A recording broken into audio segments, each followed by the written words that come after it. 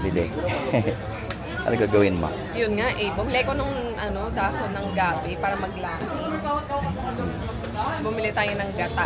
Okay, alam ko ngayon. Kuya, isang kilo ba to? Kuya, ilang gata kaya yung laing? Isang plastic. Ito. Okay na yan.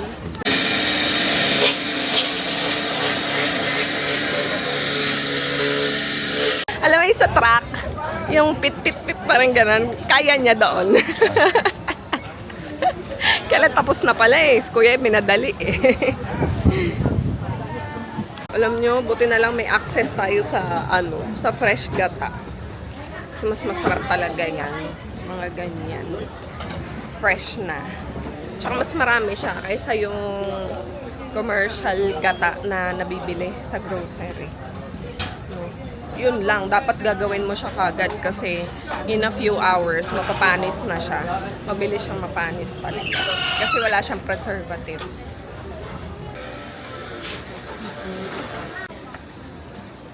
Yun na lang po sa video. Isang plastic. Danggit. Mahal ng Sa tag-ulan. Pusit. Okay na yan. Danggit, pusit, tsaka yung Tinapa. tsaka Tuyo. Ang kilo ng pusit. Magkano ang kilo ng pusit, Kuya? 1-3. 1.3 ang kilo. So, ang binili namin isang kainan lang. Grabe. Kung ano yung masarap eh, mahal eh. Tag-ulan kasi. Naisip ko eh, ano pa bang pwedeng maluto? Mga recipe. Kasi, I only have one recipe. Nakabutan na kami ng ulan guys, kaya buti na lang, ayan, pumasok muna kami dito sa Sean's, tapos dito na lang bumili ng mga meat. Meron kasi ko nakitang recipe sa internet, tatry natin gayahin. Ewan ko anong kalabasan. Tapos yan, since nakabili ko ng laing kanina, nagpahiwa ako ng pork pang sahog doon sa laing. Tapos, nakabili din ako ng mga langgonisa. Ano po ito, Kuya? Chicken ba to o pork? Pork po yan. Pork din. O, ano siya, para siyang sausage. Sausage to o langgonisa? Sausage. Langgonisa. Diba? Hindi natin alam eh. Basta alam ko lang kumain eh. Ayan. Pang baon. Okay na po. Magkano lahat? 1675. Ano pa? 716.75. Okay. Diba? Ano? Nakuha mo yung baunan mo? Hindi po. Asan na yung water bottle mo? Sorry. Asan na? Sorry, no? Oo nga. Tinatanong ni Mama kung nasaan yung water bottle mo. Kasi, Wala. nasaan nga? Asun. Ba't hindi mo pa kinuha? Sorry. Bakit nga ni? Ang sakit dito. Bakit masakit? Kasi hindi mo sinuot ng maayos yung mo, yung pants mo. I love you. Sa apat. I love you muna. I love you. I miss you. I love you too. Kamusta mo na? Ano ginawa sa school? Sulat ka lang, sulat. Ha? Sulat ko or sulat dance? Si ate, kung si ate ang lagi sinasagot, okay lang ito, sulat color dance. Alam nyo guys, yung mga bata kanina, maaga kong ginising.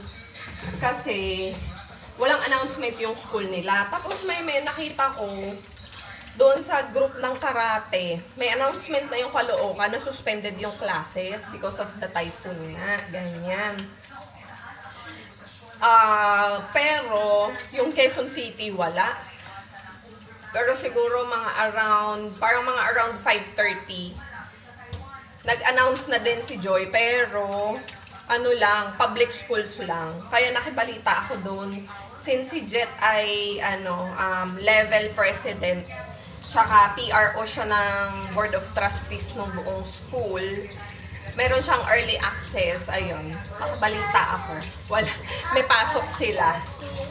Kasi, nga daw, okay naman actually yung weather. Malakas lang yung hangin, pero hindi umuulan. At least dito sa amin, dito banda sa may Novaliches. Tapos naisip ko, papasukin na talaga yung mga bata kasi naka-service naman sila.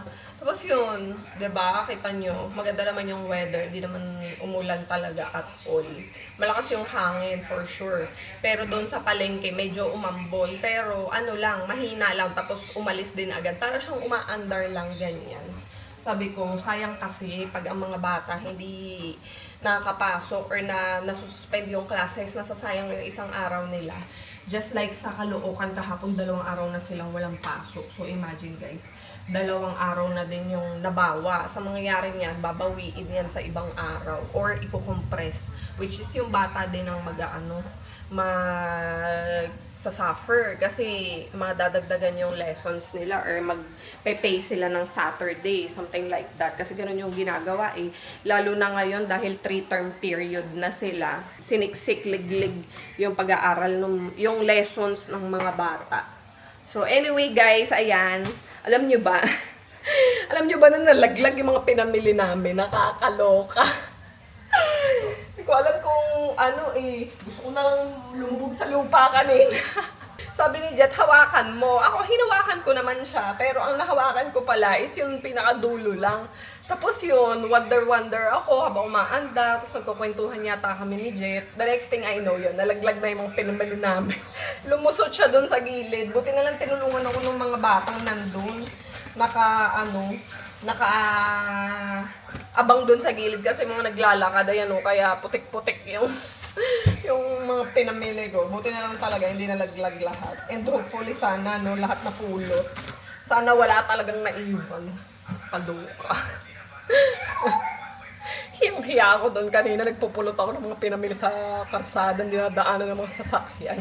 Alam nyo guys, nag-bake pala ako yesterday ng energy bites since I have so many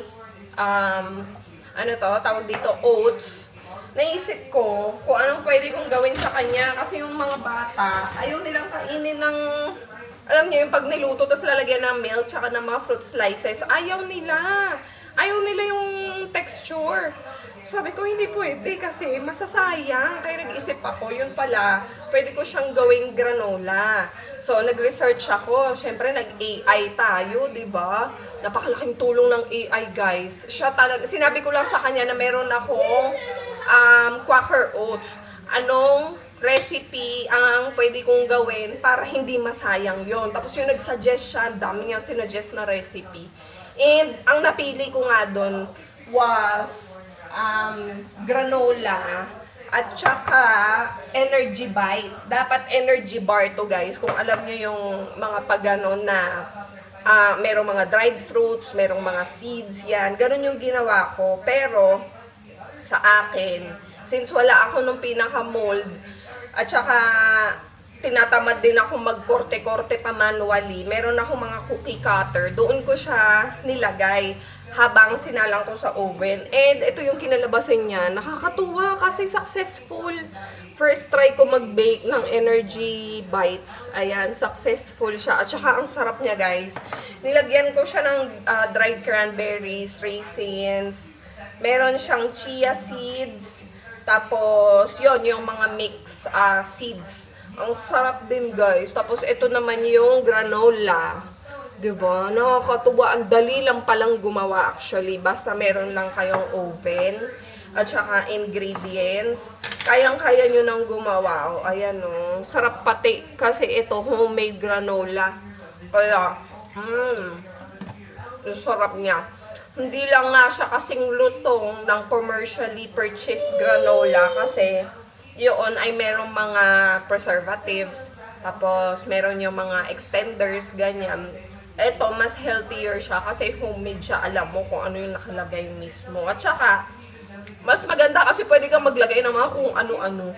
So, dito sa granola ko, hindi muna ako naglagay ng mga dried fruits. Mga nuts lang at saka seeds yung nilagay ko dito. Tapos pagkakainin na lang siya, tsaka maglalagay ng mga dried fruits. Ayun, nakakatuwa, ang sarap. Siguro one day, guys, ipapakita ko sa inyo. The next time na gagawa ako, pakita ko sa inyo kung paano ko to ginagawa. You can also do this in your home, pambaon ng mga bata sa school. Especially this one. Sarap niya. Ayan, hi guys.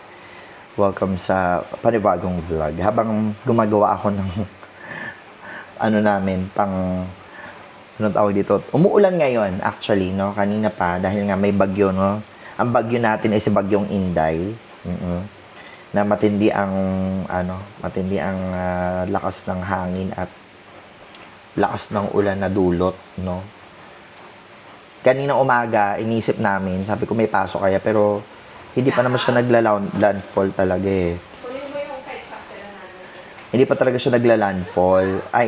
Hindi siya talaga magla-landfall, pero yung dala niyang hangin at saka yung habagat, yun yung magdadala ng ulan at saka malakas na hangin dito sa Pilipinas. Kaya medyo matindi rin yung ng panahon ngayon. Anyway, magawa tayo ng gulaman ngayon. So punta kami na malengke nga kami kanina. Namili kami ng mga recados kasi nga umuulan. Hindi ko alam kung mas gusto ko rin talaga na pag ganitong panahon, ang nagre-remind sa akin pag ganito tag-ulan, champorado, tsaka yung mga pinrito. So nagpabili ako ng mga danggit, ng puset, no, daing na puset, tinapa, yon. Nagpabili rin ako ng ganyan kasi gusto ko yun ng ulam. Dahil gusto ko nga yun may feeling talagang masarap masarap ang ganong pagkain pag ganitong panahon. Tapos, partida, gagawa kami ng gulaman ngayon. Yung ginawa namin nakaraan, gagawin ulit namin. So bumili na kami ng mga sa palengke, yung gelatin, ayan. So, sago na ginagamit. Tapos yung gagawin ni Nina yung pinaka sabaw. Yan, gagawin niya yan mamaya. Nagluluto si Nina ngayon ng ulam. Nagke-catering siya ngayon. Yan ang trabaho namin ngayon, mag-catering, no? Ayan, magke-catering kami. Habang naantay namin si Sky. Nagkikwento lang ako sa inyo, guys, dahil yung meron akong isang friend na dumadaan ngayon doon sa pinagdadaanan ni Mama Toyang, which is yung Alzheimer. So, yung friend ko na yon, very close friend of ours siya. So, hindi ko na babanggitin yung pangalan, no? Yan. Pero, she found out and confirmed na yung dad niya is going through, the stage of Alzheimer's. So, humingi siya ng saklolo kagabi, tumawag sa akin. Kasi nga, ang nangyari is, yung yung daddy niya was lumabas ata ng kalye. Tapos, takot na takot. Kasi daw, yung mama daw niya, so to cut the long story short, parang nag-hallucinate yung daddy niya na yung papa at mama niya ay nandun daw at bakit daw nandoon. So, parang may fear siya doon sa mommy at daddy, ganyan. So, humingi ng tulong sa akin yung friend ko. Ano daw ang gagawin nila? Kasi sobrang nag-a-agitate yung daddy nila. Ganyan. Yung daddy niya. Nag-a-agitate daw. Tapos, hindi daw alam kung anong gagawin. So, baka daw may pwedeng ipainom na gamot, ganyan. Kasi daw, para daw mag-tone down, ganyan. So, halimbawa, yung gamot na tinitik ni mama na pampakalma, hindi siya nag-work sa ibang pasyente. Iba-iba yung effect niya. So, yung kadalasan, ang mga cases pa, trial and error. So, hindi talaga siya 100% na talagang ito, pag ininom niya to, kakalma siya. Parang ganyan. So, yung friend namin na yun, nagsik siya ng kung ano daw pwede ipainom. So, hindi ako makapagbigay ng Sabi ko, ano daw gagawin? Kasi yung daddy daw niya nag-agitate, as in, ganyan. Hindi daw natutulog, hindi kumakain, ganyan. Tapos, hihiga, tapos tatayo, tapos nag-agitate daw talaga. So, nataranta siya. So, sabi ko sa kanya, so, halimbawa guys, kayo ay may ganong situation na parang yung parents ninyo ay parang may agitation or isa sa kakilala nyo na may Alzheimer's ay may agitation at mayroong sa pakiramdam ba nila ay may threat na darating or may imminent threat na nangyayari or mangyayari. Yon, you always have to, kung ako lagi ko sinasabi, wag ninyong kukontrahin ang sinasabi ng pasyente at ang taong may Alzheimer's. The more na sinasabi ninyo na walang ganito, walang ganyan, kinokontra ninyo, the more na mag-agitate yan lalo. Kasi sa isip nila, ang iniisip nila, yung totoo, yung nakikita nila sa isip nila ay totoo. So, you just have to play along with it. Yan yung sinabi ko to sa friend ko. Also, yung agitation, you have to understand where the agitation comes from. So, kung ang agitation niya ay doon sa parents, huwag niyong i-deny na wala doon ang parents. Okay? Huwag niyong i-deny na hindi nag-i-exist pala ang parent. Once na na-acknowledge yun, mas nagto-tone down sila. At the same time, doon napapasok yung paggawa niyo ng storya. So, para mawala yung agitation, ang gagawin ninyo is, i-reassure nyo na yung magbibigay ng agitation na yon ay paalis na. So, sabi ko doon sa kaibigan ko, sabihin mo na, wala na, nag-aabang na ng taxi, pauwi na, nagstay lang dito pero pauwi na. Ganyan. So, you're not denying the reality at the same time, tinatanggal mo yung threat doon sa sitwasyon. So, yun yung sinasabi ko doon sa friend ko na you don't need, nakakatulong ang mga gamot, especially pagbigay ng doktor. Pero kung emergency at yung source of agitation is because of that scenario, you just have to reassure them that they are safe kasi nga may threat.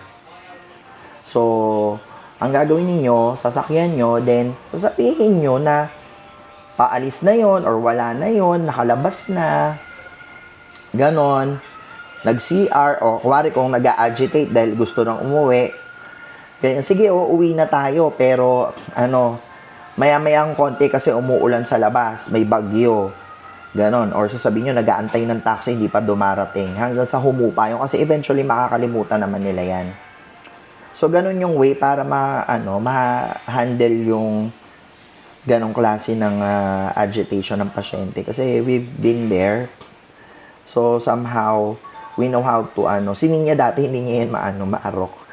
Pero ito nung huli, nag-gets na rin niya kung paano i-handle si mama talaga. Kita niyo, di ba, pag napapanood niyo sa vlog, inaano niya na, oo nga, di ba? Lagi may affirmation na totoo yung nakikita nila. So, huwag niyo kukontrahin para hindi lalong mag-agitate yung pasyente. So, buti na nga lang din, si mama ngayon is nasa stage na siya na, although nag-agitate pa rin siya, may times pa rin, pero hindi na siya as violent as before. So, may iniinom na gamot si mama ngayon, pero yun ay may prescription ng doctor. Saka may mga ganyan kayo, mga senaryo kung anong dapat gawin. Kasi mahirap talaga, lalo na kung hindi nyo pa-verified na may Alzheimer's, tapos nangangapa pala kayo. Ganun yung ending. May stress. Parehas kayo na stress. Kaya early on, kung may nakikita na kayong mga onset, pa-check up nyo na. Para nakikita nyo na kung ano yung maaga pa lang na a-address na. Habang medyo malinaw pa sa pasyente na may mga ganong pangyayari, at least ready rin yung pasyente habang malinaw pa ang isip. Alam niyo pala, may isi-share ako sa inyo guys. Dati kasi, naka-med si mama. Umiinom siya noon for like 4 to 5 months yata yun. Nag-take kami noon. Pero hindi maganda yung effect sa kanya. Mas lalo siyang nag-agitate. Tapos, ang tindi ng nausea niya noon, lalo na pagkakatake ng gamot. Kaya binibigay namin yung gamot before bedtime. Kasi talagang nahihilo siya, tapos minsan sumusuka siya, gano'n siya. Tapos for a while, huminto kami in giving that medicine kasi hindi nga maganda yung Hindi siya hiyang. O kumbaga hindi compatible sa kanya, hindi maganda sa kanya. Ayun ay own initiative namin ni Kuya Victor. Tapos after a while, umokay si mama. Hindi na siya masyadong agitated unless na lang talaga na ano siya, gusto niyang umalis, ganyan pag sundowning. So, natigil kami for ilang years in taking the medicine for Alzheimer's. Tapos, just recently, di ba nga, nakahanap ulit ako ng bagong doktor doon sa veterans. Nagkaroon na siya ng bagong set of doctors. Ni-reassess yung dementia niya. Tapos, niresetahan siya ng bagong gamot. So, sinabi ko doon sa doktor na hindi po pwede sa kanya itong brand na to kasi hindi maganda yung respond ng katawan niya. So, itong brand A, in-slash out na ng doktor. Sabi niya, sige, subukan natin itong brand B. Ganyan. Tapos, i-update niyo ako kung kamusta yung response niya. Tapos, hindi naman siya nagsuka doon, hindi naman siya nag-nausea. Tapos, nagdagdag siya ng tulog. Sabi ng mga caregivers, mas gumanda yung tulog ni mama nung nag-take nung meds na yon. So, tinuloy-tuloy namin.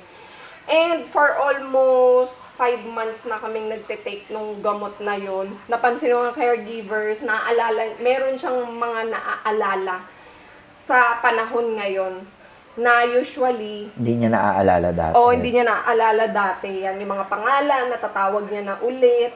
Tapos, meron siyang Moments na... sobrang quick lang na mga lucid moments. Like yun nga, di ba, nakita nyo naman doon sa mga videos na panood nyo. So,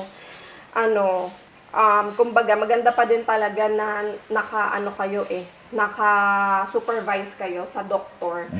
And also, yung pag-administer ng gamot, nyo talaga yan anong tawag dito? I-coordinate ng mabuti doon sa doktor kung ano yung magwa-work sa inyo. So, yun lang na i-share ko. Ang seryoso naman.